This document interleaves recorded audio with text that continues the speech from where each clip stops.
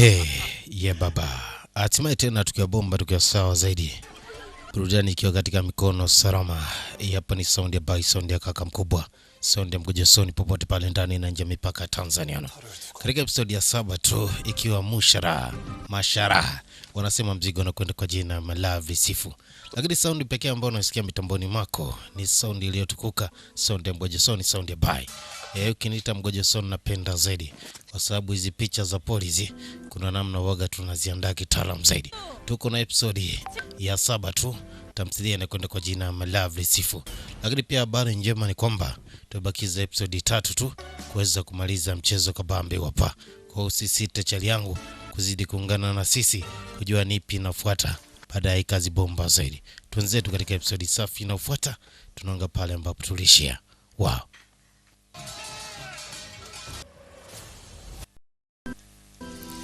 Hapa tena katika episode ya 7 tu, jambo lazidi kusonga kibabe zaidi. Na ni baba wanamuita Mgojosoni. Sasa hebu tupate majibu kati ya vitu vingi sana ambavyo tuliweza kuvificha vinakuja kufunika katika episode ya 7 zaidi. Ni kizaza kisanga na mwana. Twenzetu chali yangu na jalamba linaanzia hapa katika episode safi inayofuata kujua mengi sana kati ya yale ambayo tulikuwa tunayasubiri kwa kina zaidi. Lakini pia kumbuka sound ambayo unasikia mitamboni muda wote na wakati wote ni sound ya Bai kaka mkubwa. Ukiniita Mgojosoni mambo nazidi kwa bomba, nazidi kwa safi zaidi. Hatimaye tena tukiwa wazima wa afya, naomba nikupe burudani na mwongozo wa kitu ambayo nafuataga chali yangu. Hapa picha tumebakiza episode 3 tu kwenda kuimaliza. Lakini pia mwishoni mwa picha hii tatoa advertise ya mzigo ambao tutakuwa tunaenda kuanza baada ya kumaliza hapa mzigo. Naomba tuanze kibabe zaidi. Mimi naitwa Bai, ukiniita kaka mkubwa mambo nazidi kwa bomba kwa safi zaidi. Hebu tuende tuanze namna hii kibabe zaidi katika episode ya 7 tu. Basi mambo yalikuwa yanazidi kusonga. Ni wakati ambapo Shukran na vumi nyingi sana zilikuwa zinasema kwa sasa ni kama Geidong ameweza kurejea, kwa sababu kila jambo linaenda likiwa sawa zaidi. Lakini binti kwa wakati huu, kumbuka identity yake tayari ameshaweza kuificha zaidi. Pande wa pili katika department kitengo huko kuna maelekezo ambayo anapewa Charlie juu ya kempu moja ambayo inaitwa Lipa Kempu. Ni sehemu ambayo anatakiwa aweze kufika kwa sababu sehemu hiyo pia inasadikika mfalme atapita katika shughuli nzima za uwindaji. Anasema usije ukaleta upuzi wako kwa sababu ya kutambua kule kuna mwanamke ambaye unampenda. Basi upande wa pili bibie naye kuna taarifa aliweza kupewa. Kumbuka kuna jambo lilitokea katika taifa, hivyo kuna watu walikuwa wanakaa pembeni wakiwa wanapatiwa matibabu na binti. Sasa kuna mzee mzima mmoja hivi alisikia ile taarifa. Leo bibie alipata nafasi ya kufika department katika tempo moja kubwa zaidi, na alikuja kwa ajili ya ibada maalum. Hapa kulikuwa na mabudha. Anasema na kujua vyema wewe, lakini pia anamjua vyema ambaye anakuwekeaga ulinzi wewe. Ila naomba nikupe historia tu ambayo ilimfanyaga mzee wako atolewe katika kiti. Kuna kipindi hahitaji kuleta tofauti namna kuandika vitabu ambavyo vilikuwa vinakosoa mfumo mzima wa kifalme. Hivyo kwa sasa ilikuwa ni kipindi cha Johnson ya nyuma zaidi. Na ndio sababu pekee ilimfanyaga babako aweze kuwekwa pembeni zaidi na swala zima la ufalme. Sasa mtu huyo ambaye alikuwa ni mke anasema kwa sasa ameweza kukutana na Geidong. Sasa inakuwaje huyu mama ameweza kumtambua mapema bibie kama ndo Geidong? Kumbe ndo alitoa oda kipindi kile ya kwamba lazima aweze kama hata Geidong. Lakini kwa sasa kuna biashara ambayo mama anaijua vyema. Basi kabinti kakiwa kumazo ni mengi sana, kana mumisi sana mtaalamu. Lakini sasa kwa mtaalamu alikuwa ni mzee mzima. Kuna taarifa ambayo anaileta juu ya kikosi ambacho kinaingia katika kambi ambayo binti anafanyaga matibabu kule. Sasa bibi anahitaji kwenda kwa kule kwa ajili ya kwenda kutoa msaada zaidi. Lakini pia askari aliweza kupatiwa taarifa.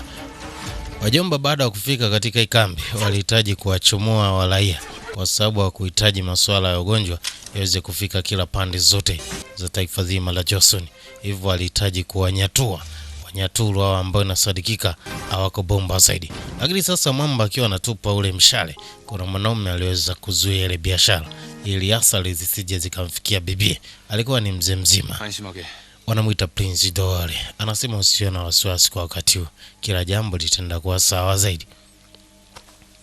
Ambia dogo angalia sana kwa kile ambacho anakifanya. Kuna wakati itakuja kuwa mbaya zaidi kwa upande wake. hivyo ilikuwa ni onyo kama la pili tu. 병자는 어때? Anasema najua umeweza kupata majeraha. Anasema hamna, mtu maisha yake yote amejitolea kwa kumsaidia bibi, lakini pia mawaziri nao walikuwa wanajadili sana juu ya lile jambo. Huyo mzee kuna kitu ainong'onezwa, kilikuwa ni kitu kimoja cha siri zaidi, na isiri ni kwamba kuna mtu alikuwa anahitaji aweze kukutana na mtaalamu ambaye alikuwa ni Prince Do. Sasa mzee mzima kwenda akanasa katika kamtego. Anasema kwa nini unawafanya watu wasionekane kama binadamu kwa kile ambacho unakifanya? Umekuwa ni mtu ambaye unafanya mambo ya tofauti zaidi, na hizo oda na amri unazitoa wapi? Mzee mzima alipatiwa jumbe ya kwamba Prince Do anafuatilia sana ili jambo. Hii sasa upande wa pili kwa Charlie anagaza sana, kwa sababu anaona bibie ndo anamleta katika njia za mazanga zaidi.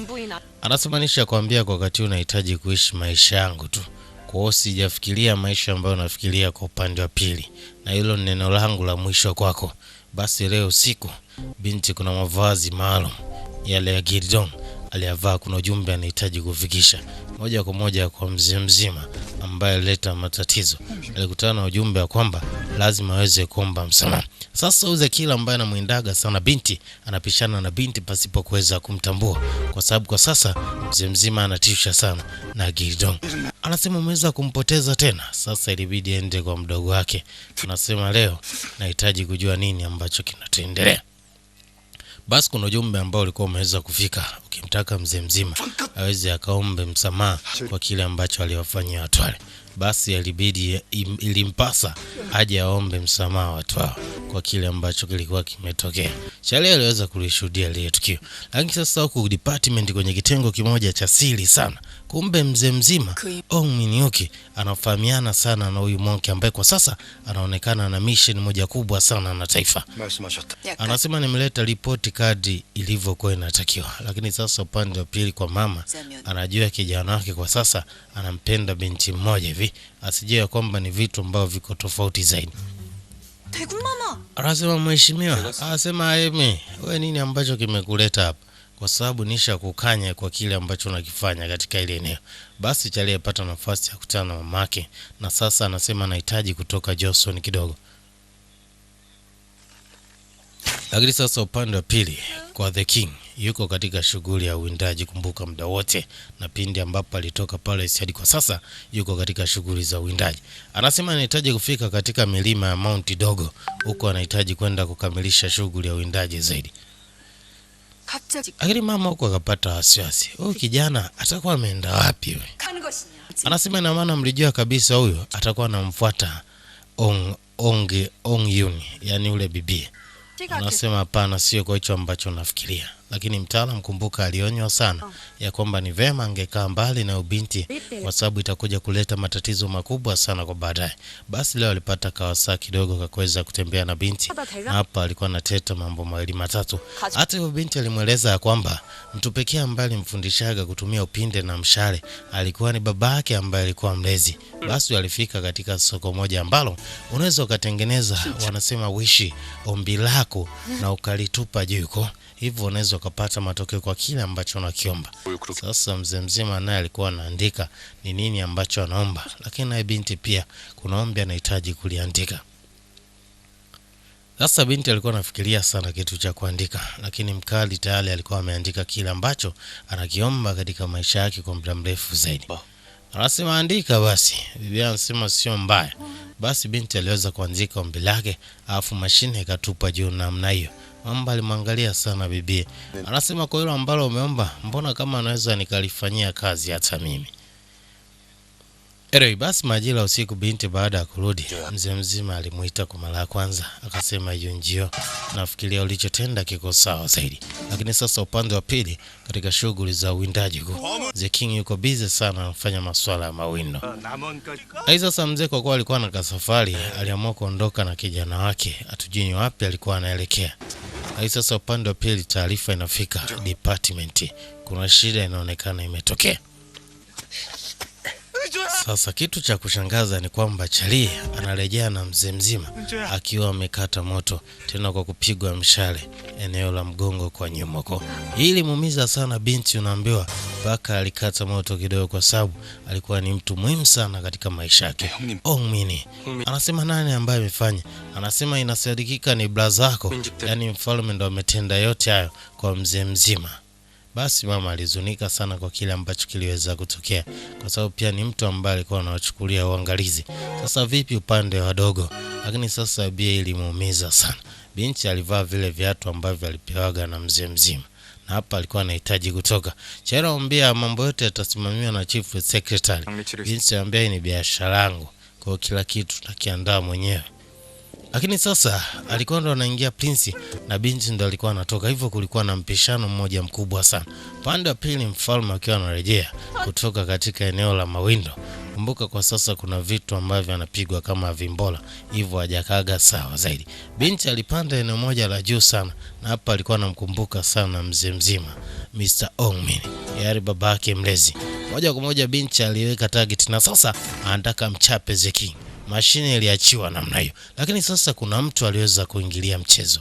Aliingilia mchezo alikuwa sio mtu mwingine zaidi ya Prince Doyle. Alijua hiyo biashara. Sasa tunarudi nyuma kidogo kujua nini ambacho kilitokea kwa mzee mzima mpaka alikutana na mfalme. Anasema baada ya kipindi hicho kwenda mzee mzima katika safari yake aliona watu wanapitia wakati mgumu sana wa kuharibu vitu vyao kwa ajili ya kutengeneza nafasi kwa mfalme. Lakini pia mfalme anaonekana ule upinde ambao ulikuwa na rangi nyekundu ni kweli alikuwa nao, na ule mshale alikuwa nao. Basi ndo ule wakati ambao binti, hapa kumbuka tumerudi nyuma kidogo, binti alisikia kwamba babake aliwekwa kama kitoweo, yani kama kitu cha mawindo. Sasa ile ilimkera sana binti, lakini Charlie kumbe ndo alimsanua mkali ya kwamba kwa sasa binti hayupo, ndo maana mkali alichukua nafasi ya kwenda kwenye lile eneo. Basi hapo tumeelewana vyema. Charlie kumbe ndo alikuwa amefika muda ule na ndo aliweza kumkinga brother yake asikate moto, japokuwa binti alipiga upinde ulishia katika mwili wa Charlie. Binti alikuwa amepagawa zaidi, lakini mzee mzima aliweza kumzuia injiae kwamba hicho ambacho anafanya ni kipaya. Na sasa upande wa pili kwa The King baada ya kurejea katika palace ni kwamba alikuwa muda wote amelala kutokana na mzigo ambao anapigwa wa dozi nzito zaidi. Lakini sasa pia kwa Charlie kwa wakati huo aliweza kuwa salama. Anasema kipande kidogo ambacho kilikuwa kama kidani kiliweza kusaidia maisha yako. Sasa bwana mdogo kwa sasa alikuwa anahitaji kuweza kuonana na brother. Lakini sasa kwamba brother amepumzika tu. Pande wa pili kwa mabinti wawili ambao kwa sasa wamekuwa kama marafiki, wapo akiwa anapiga story mbili tatu. Huyu mmoja yuko anamfariji sana mwenzake. Hata hivyo department kitengo kuna order ilitoka kwa mfalme. Sheria anambia brother zako amesema familia ya Lodion yote ikamatwe kwa kile ambacho kinaonekana ya kwamba wao ndio walihusika na ule mchezo mzima. Kwa nini mfalme ameweza kutambua kitu kama hicho, au majibu itakwenda kuyapatia muktadha hapo mbele zaidi. Lakini sasa katika uchunguzi mzee mzima aliingilia. Namna alivyomwangalia binti tu, binti akajua kuna mchezo. Basi kweli kuna kipande cha mshale ambacho alipewa na mzee mzima Grand Prince kwa ajili ya kusaidia maisha ya binti. Hata hivyo aliweza kusaidia, ikaonekana kuna jambo ambalo linaendelea. Lakini wakati huo kumbuka wote mfalme akiwa bado amepumzika. Sasa mtaalamu aliteta kidogo na binti, na binti leo aliweza kumshukuru mtaalamu kwa mara ya kwanza kwa kile ambacho kilikuwa ni kama msaada. Hata hivyo binti alipata mawazo sana kwa sababu pia kuna kitu ambacho kilikuwa kinaumiza sana akili yake. Wanasema ni muda mrefu sana alikuwa hajaweza kumuona mkali. Basi mkali aliweza kuja siku ya leo na alimthibitishia binti ya kwamba kwa sasa mapigo yake ya moyo yako sawa na wala kupata maumivu kiasi hicho. Binti alikuwa anatokwa tu na chozi akisema pole sana kwa kile ambacho kimetokea, ilikuwa ni kama bahati mbaya. Sasa upande wa pili katika kiti ambacho anatakiwa akae mnyama The King, inaonekana kiti kimekuwa kitupu zaidi. Mawaziri wanalalamika, lakini sasa mzee mzima ambaye ni Grand Prince aliweza kukutana na mzee mzima, wanamuita Chief Secretary. Anasema kwa chochote ambacho kitaweza kutokea, hiyo itakuwa ni kesi yako. Sasa huyo mzee mzima anajua mchezo wote namna ambavyo uliweza kutokea. Alimwambia usije kumfanya mtu aweze kujua kile ambacho kilitokea kwenye harakati za mawindo. Kumbe mambo ilikuwa hivi.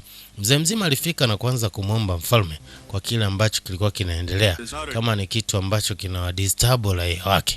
Sasa mfalme hakujali juu ya biashara hiyo.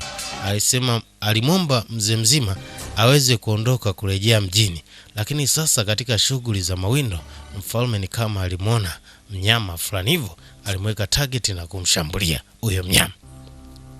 Lakini kitu cha ajabu ni kwamba baada ya kushambulia, mtu ambaye alikuwa analetwa hapa alikuwa ni mzee mzima Ongmin, ambaye kwa sasa mfalme amwambia aweze kuenda town. Nini kilitokea?